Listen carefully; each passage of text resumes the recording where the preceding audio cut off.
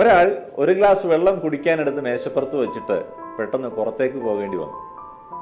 വെള്ളത്തിനടുത്തിരുന്ന വിഷം പറഞ്ഞു, നിന്റെ ആയുസ് തീരാറായി. അയാൾ മടങ്ങി വന്ന് നിന്നെ ഇപ്പോൾ കുടിക്കും. രക്ഷപ്പെടാൻ എന്താ മാർഗം എന്നായി ആലോചന. വിഷം പറഞ്ഞു, എൻ്റെ ഒരു തുള്ളി ഞാൻ നിനക്ക് തരാം. നിന്റെ നിറം മാറും, പിന്നെ അയാൾ നിന്നെ കുടിക്കില്ല. വെള്ളം സന്തോഷത്തോടെ വിഷത്തിന്റെ ഒരു തുള്ളിയെ സ്വീകരിച്ചു. പുറത്തേക്ക് പോയാൽ മടങ്ങി വന്നപ്പോൾ വെള്ളത്തിന്റെ നിറം മാറിയിരിക്കുന്നത് കണ്ട് കുടിക്കാതെ മടങ്ങിപ്പോയി.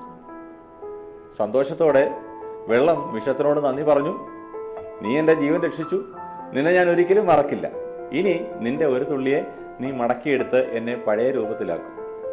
വിഷം പറഞ്ഞു, എനിക്ക് നിന്നിലേക്ക് പടരാനേ കഴിയുകയുള്ളൂ, പിരിഞ്ഞു പോകാൻ കഴിയില്ല. നീ ഇപ്പോൾ വെള്ളമല്ല, വിഷമാണ്. പ്രിയപ്പെട്ട കൂട്ടുകാരെ, സുഹൃത്തുക്കളെ തിരഞ്ഞെടുക്കുമ്പോൾ നമ്മിലെ നന്മ ഇല്ലാതാക്കുന്നവരെയും നമ്മെ വിഷമാക്കുന്നവരെയും ഒഴിവാക്കാൻ ശ്രദ്ധിക്കുക. ഇന്നത്തെ ഞായർ പള്ളിക്കൂടം ആരംഭിക്കുന്നു. എല്ലാ കൂട്ടുകാർക്കും സ്വാഗതം.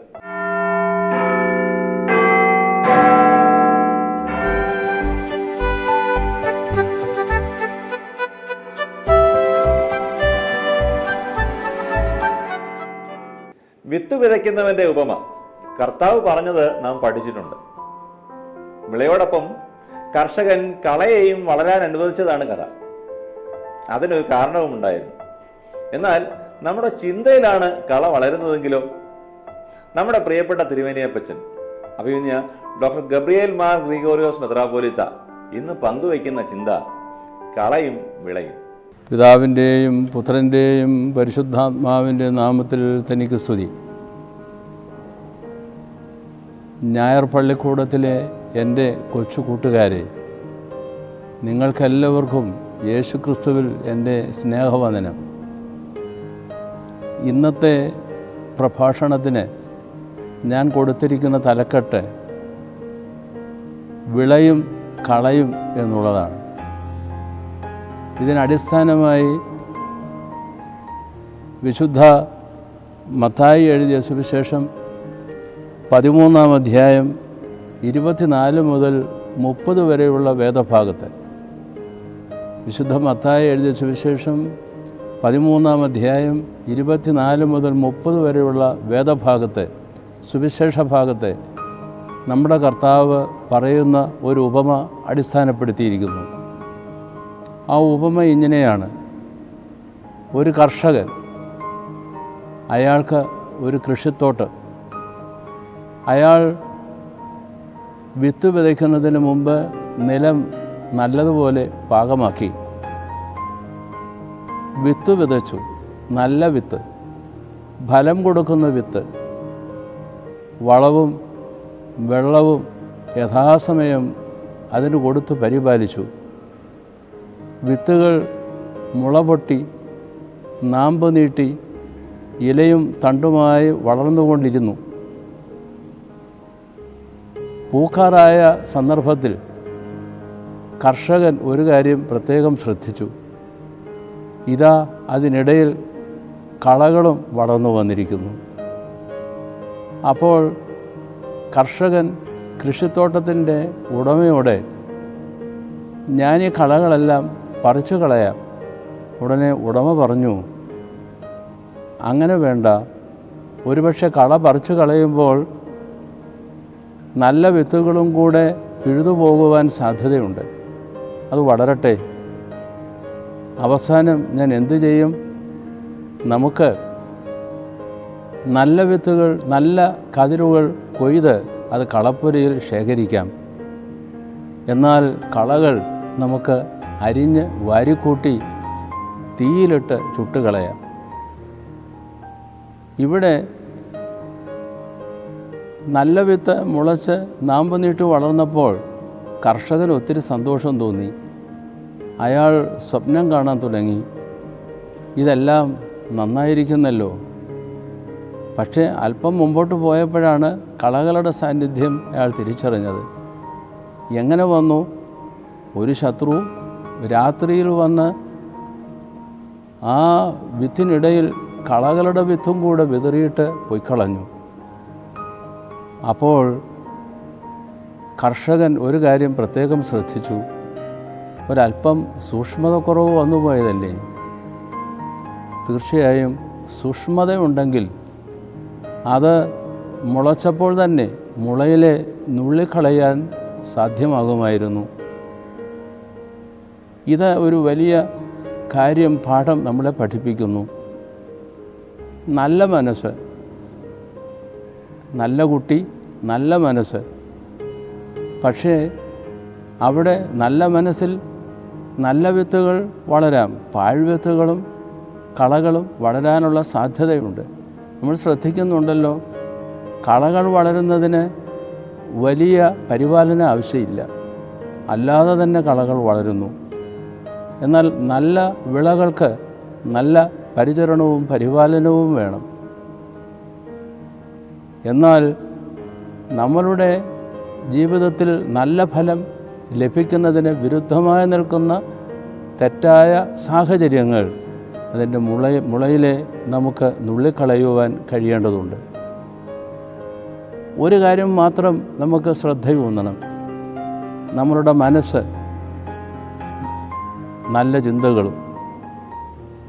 ഒരു കണക്കനുസരിച്ച് 60,000 ചിന്തകളാണ്, കൊച്ചു കൊച്ചു ചിന്തകൾ, നല്ലതും തീയതുമായത്, ആകുന്നതും ആകാത്തതുമായത്. ഇങ്ങനെ നമ്മളുടെ മനസ്സിൽ വന്നു പോകും. നമുക്കൊരു ദിവസത്തേക്ക് എത്ര ചിന്തകൾ വേണം? 1-2 ചിന്തകൾ മാത്രമേ ആവശ്യമുള്ളൂ. പക്ഷേ ഈ 60,000 ചിന്തകൾ. അപ്പോൾ നാം ശ്രദ്ധയുള്ളവരാകണം. ഒത്തിരി പാഴ്ചിന്തകളുണ്ട്.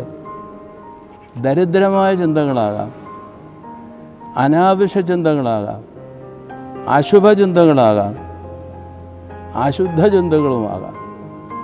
ആകാത്തതും അരുതാത്തതും അശുദ്ധവും അശുഭവുമായ അനാവശ്യവുമായ ചിന്തകളെ നമുക്ക് നുള്ളിക്കളയുവാനുള്ള സൂക്ഷ്മത നമുക്കുണ്ടായിരിക്കണം എന്ന് സാരം. ഈ സൂക്ഷ്മത കുറവാണ് ആ കർഷകൻ്റെ ഭാഗത്ത് വന്ന വീഴ്ച. നമ്മളുടെ മനസ്സിലേക്ക് എന്തെല്ലാം ചിന്തകളാണ് കടന്നു വരുന്നത്, അത് നല്ലതിനെ സ്വാഗതം ചെയ്യാനും തെറ്റായതിനെ തള്ളിക്കളയുവാനുള്ള ഒരു കാവൽ, ഒരു കരുതൽ, ഒരു ജാഗ്രത, ഒരു സൂക്ഷ്മത നമ്മളുടെ ജീവിതത്തിൽ പ്രത്യേകമായി നമ്മൾ കരുതിയെങ്കിൽ മാത്രമേ സാധിക്കുകയുള്ളൂ. ഒരു ചൊല്ലുണ്ട്, you are what you think. നിങ്ങൾ എന്താണോ ചിന്തിക്കുന്നത് അതായിരിക്കും നിങ്ങൾ. നമ്മളുടെ ജീവിതത്തിലേക്ക് പാഴ്ചിന്തകളും തെറ്റായ വിചാരങ്ങളും പ്രകൃതങ്ങളും ആരാണ് കൊണ്ടുവരുന്നത്? ഏത് ശത്രുവാണ്? ഒരു പക്ഷേ നിങ്ങളുടെ സ്നേഹിതനോ സ്നേഹിതയോ ആയിരിക്കുമോ ആ ശത്രു? ഒരു പക്ഷേ അങ്ങനെയാവാം. ഒരു ദുശ്ശീലത്തിൻ്റെ ഒരു പാഴ്വിത്ത് നിങ്ങളുടെ മനസ്സിലേക്ക് കൊണ്ടുവരിക, ഒരു ദുർവികാരത്തിൻ്റെ, ഒരു അശുഭമായ അശുദ്ധമായ അങ്ങനെ വരുന്ന ആളുകൾ നിങ്ങളുടെ സ്നേഹിതരല്ല ഒരിക്കലും. അവർ നിങ്ങൾക്ക് യഥാർത്ഥത്തിൽ ശത്രുക്കൾ തന്നെയാണ്. അവരെ വിദ്വേഷിക്കണമെന്നല്ല, അകറ്റി നിർത്തേണ്ടതുണ്ട്. അവരുടെ ഉപദേശത്തിന് വഴിപ്പെടാതിരിക്കത്തക്കവണ്ണം നിങ്ങളെ തന്നെ സൂക്ഷിക്കേണ്ടതുണ്ട്. അകന്നു നിന്നുകൊള്ളണം. You are who your friend is എന്നും പറയാം. നിങ്ങൾ ആരാണ്?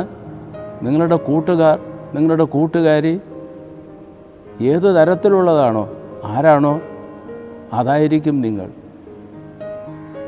U are what you think. U are who your friend is.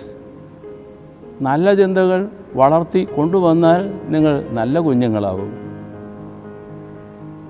നല്ല ചിന്തകളും നല്ല പ്രേരണകളും പ്രകൃതങ്ങളും നിങ്ങളുടെ ജീവിതത്തിലേക്ക് കൊണ്ടുവരുവാനും പ്രോത്സാഹിപ്പിക്കുവാനും കഴിയുന്ന നല്ല കൂട്ടുകാർ, തീർച്ചയായും അങ്ങനെയെങ്കിൽ നിങ്ങളുടെ കൂട്ടുകാരും നല്ലവരായിരിക്കും. എന്നാൽ തെറ്റായ പ്രകൃതങ്ങളും ചിന്തകളും ശീലങ്ങളും നിങ്ങളുടെ ഉള്ളിലേക്ക് കൊണ്ടുവരുന്നത് സ്നേഹിതനോ സ്നേഹിതയോ നിങ്ങൾക്ക് തോന്നുമെങ്കിലും തീർച്ചയായും അവർ നിങ്ങളുടെ ജീവിതത്തിൻ്റെ അകറ്റി നിർത്തേണ്ട ശത്രുക്കൾ തന്നെയാണ്. വെറുക്കേണ്ടവരല്ല, അകറ്റി നിർത്തേണ്ടവരാണ്. നമ്മളുടെ ജീവിതത്തെ അങ്ങനെ പാകപ്പെടുത്തുവാൻ, പരുവപ്പെടുത്തുവാൻ നിങ്ങൾ സൂക്ഷ്മതയുള്ളവരായിരിക്കണം. മർക്കോസിൻ്റെ സുവിശേഷം 13-ാം അധ്യായത്തിൽ 3 കാര്യങ്ങൾ കർത്താവ് പറയുന്നുണ്ട്. നിങ്ങൾ പ്രാർത്ഥിക്കണം. 2, നിങ്ങൾ ഉണർന്നിരിക്കണം. നിങ്ങൾ സൂക്ഷ്മതയുള്ളവരായിരിക്കണം. പ്രാർത്ഥിക്കുമ്പോൾ ദൈവം നിങ്ങൾക്ക് കാവലായി വരും. അവൻ്റെ ദൂതനെ അയച്ച് കാവൽ നിങ്ങൾക്ക് തരും. അങ്ങനെ ദൈവത്തോടടുക്കുമ്പോൾ നിങ്ങൾ ഉണർവുള്ളവരായിരിക്കും, ജാഗരൂകരായിരിക്കും. അതിർത്തി കാക്കുന്ന ഒരു പടയാളിയെപ്പോലെ, ശത്രുവിനെ അകറ്റുന്ന സൂക്ഷ്മതയുള്ള പടയാളിയെപ്പോലെ നിങ്ങളുടെ മനസ്സ് സൂക്ഷ്മതയുള്ളതായിത്തീരും. അതുപോലെ തന്നെ നിങ്ങളുടെ മനസ്സിന് ഒരു ഉണർവുമുണ്ടാകും. ദൈവം തമ്പുരാൻ നിങ്ങളെ എല്ലാവരെയും അങ്ങനെ അനുഗ്രഹിക്കട്ടെ എന്ന് പ്രാർത്ഥിക്കുന്നു. നിങ്ങൾ നല്ല ചിന്തകൾ വളർത്തിയെടുത്തുകൊണ്ട് നല്ല ചിന്തകൾ നിങ്ങളുടെ മനസ്സിലേക്ക് സംക്രമിപ്പിക്കുവാൻ കഴിയുന്ന നല്ല സ്നേഹിതരെ നിങ്ങളുടെ ജീവിതത്തിൽ ചേർത്ത് നിർത്തിക്കൊണ്ട് നല്ല കുഞ്ഞുങ്ങളാവൂ. കളകൾ അകറ്റൂ, വിളകൾ നന്നായി നല്ല ഫലം കായ്ക്കട്ടെ. എല്ലാ കുഞ്ഞുങ്ങൾക്കും ഒരിക്കൽ കൂടെ എല്ലാ അനുഗ്രഹങ്ങളും നേരുന്നു.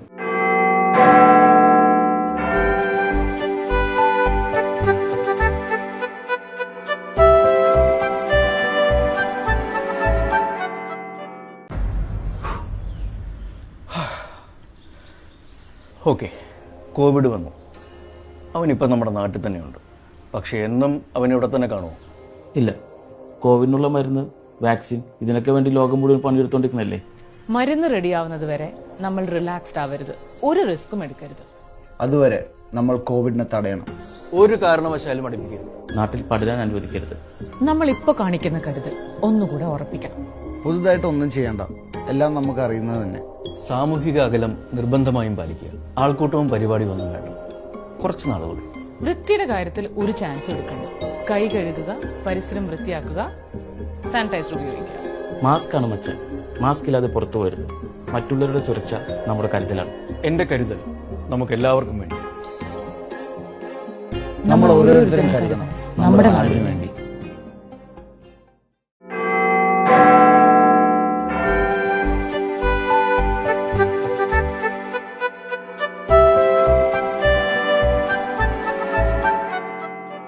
പ്രിയപ്പെട്ട കൂട്ടുകാരെ, ഇനി നമ്മുടെ കുഞ്ഞു കുഞ്ഞു കൂട്ടുകാർക്ക് വേണ്ടി ഒരു കഥയാണ്. ദിനേശ് ജോസഫ് വർഗീസ് എന്നൊരു അച്ചാച്ചനാണ് കഥ അവതരിപ്പിക്കുന്നത്. വളരെ രസകരമായി ഈ അച്ചാച്ചൻ കഥ പറഞ്ഞു തരും. ഉണ്ണി യേശുവിന്റെ കഥ. ഹായ് കുഞ്ഞുങ്ങളെ, സുഖമായിരിക്കുന്നോ? ഞാൻ നിങ്ങളുടെ ജെ അച്ചാച്ചൻ. ഇന്ന് ഞാൻ നിങ്ങൾക്ക് ഒരാളെ കൂടി പരിചയപ്പെടുത്തി തരാമേ. ഇതാണ് എൽദോസ്. കുഞ്ഞുങ്ങളെ, നിങ്ങളും വിളിച്ചേ എൽദോസേ. ഹായ് കുഞ്ഞുങ്ങളെ, ജയദേവി, ചിന്നുവും പാച്ചുവും എന്തി സുഖമായിരിക്കുന്നുവോ? സുഖമായിരിക്കുന്നുവല്ലോ. അവർ ഇങ്ങോട്ട് വരുമെന്നാ പറഞ്ഞേ. ഇപ്പൊ വരുമായിരിക്കും. ആഹാ, വന്നല്ലോ. അതെ, നല്ല തണുപ്പ്. പണ്ട് ഇങ്ങനൊരു തണുപ്പുള്ള രാവിലാണ് പാപികളായ നമ്മെ വീണ്ടെടുക്കുവാനായി ഭൂമിയിൽ മനുഷ്യനായി അവതരിച്ച ദൈവപുത്രനായ യേശു കുഞ്ഞു ജനിച്ചത്.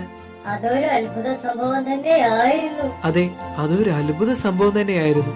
വിശുദ്ധ ലൂക്കോസ് 2:14. അത്യുന്നതങ്ങളിൽ ദൈവത്തിന് മഹത്വം, ഭൂമിയിൽ ദൈവപ്രസാദമുള്ള മനുഷ്യർക്ക് സമാധാനം.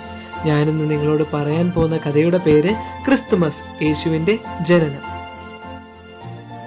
പണ്ട് പണ്ട് പണ്ട് പണ്ട് ദൈവം നസറേത്ത് എന്ന ഗലീല പട്ടണത്തിൽ ദാവീദ് ഗൃഹത്തിലുള്ള യോസേഫ് എന്നൊരു പുരുഷന് വിവാഹം നിശ്ചയിച്ചിരുന്ന കന്യകയായ മറിയാമിന്റെ അടുക്കൽ ഒരു ഗബ്രിയേൽ ദൂതനെ അയച്ചു.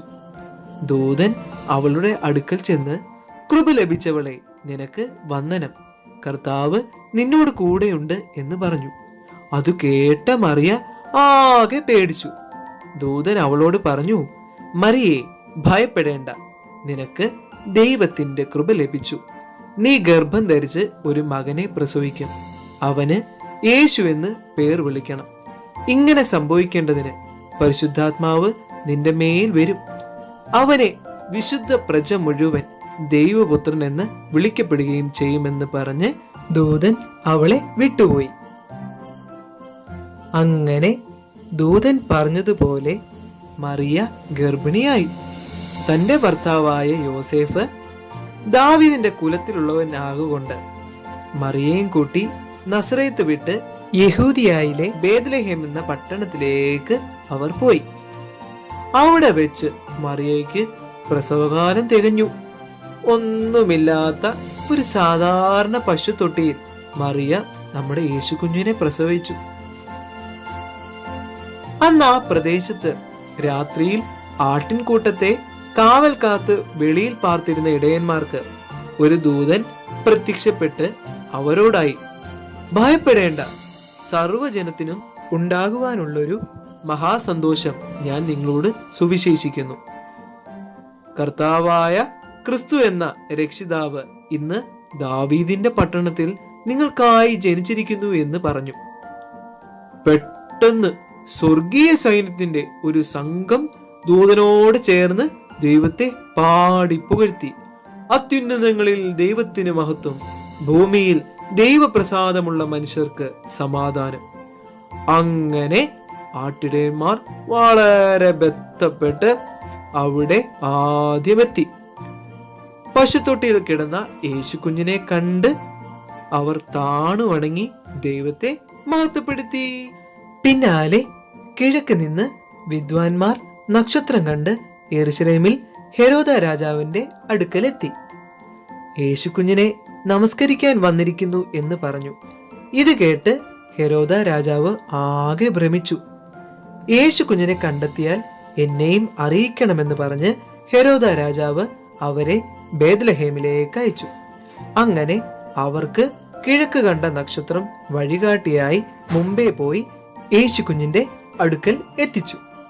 അവർ വീണ് നമസ്കരിച്ച് പൊന്നും മൂരും കുന്തിരിക്കവും കാഴ്ചവെച്ചു. ഹെരോദ രാജാവിന്റെ അടുക്കൽ മടങ്ങിപ്പോകരുതെന്ന് അവർക്ക് അരുളപ്പാടുണ്ടാകുകയും അവർ വേറെ വഴി തിരിച്ച് സ്വദേശത്തേക്ക് പോവുകയും ചെയ്തു. ഗുണപാഠം: ദൈവം നമ്മെ വളരെയധികം സ്നേഹിക്കുന്നു. അതുകൊണ്ടാണ് യേശുവിനെ നമുക്കായി ലോകത്തിലേക്ക് അയച്ചത്. നമുക്കിനി നിശ്ചയമെടുത്താലോ? ഞങ്ങൾ ആഡംബരങ്ങൾ ഉപേക്ഷിച്ച് എളിമ ശീലിക്കും. എങ്ങനെയുണ്ടായിരുന്നു കുഞ്ഞുങ്ങളെ ബേത്ലഹേമിലെ ഒരു സാധാരണ പുൽക്കൂട്ടിൽ ജനിച്ച യേശു കുഞ്ഞിന്റെ കഥ? എല്ലാവർക്കും ഇഷ്ടപ്പെട്ടോ? ശരി, നമുക്കിനി പ്രാർത്ഥിക്കാം. കുഞ്ഞുങ്ങൾ എല്ലാവരും കണ്ണുകളടച്ചേ. സ്നേഹമുള്ള പിതാവേ, യേശു കുഞ്ഞിനെ ഞങ്ങൾക്ക് രക്ഷകനായി തന്നതിന് സ്തോത്രം. മാലാഖമാരും ഇടയന്മാരും യേശു കുഞ്ഞിനെ പാടി സ്തുതിച്ചതുപോലെ പാടി സ്തുതിക്കുവാൻ ഞങ്ങളെയും ഒരുക്കണമേ. ആമേൻ.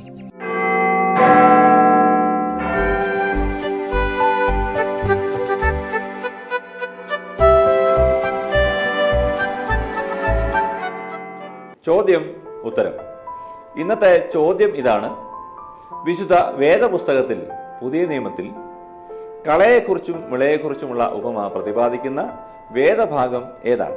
നിങ്ങളുടെ ഉത്തരങ്ങൾ 2020 സെപ്റ്റംബർ 8 വൈകിട്ട് 5 മണിക്ക് മുമ്പായി ലഭിക്കണം. ഉത്തരങ്ങൾ വാട്സപ്പ് മെസ്സേജായോ SMS ആയോ ഇമെയിലായോ അയക്കാവുന്നതാണ്. എത്രയും പെട്ടെന്ന് ഉത്തരങ്ങൾ അയക്കുക. ആദ്യം ലഭിക്കുന്ന ശരി ഉത്തരത്തിനും സമ്മാനമുണ്ട്.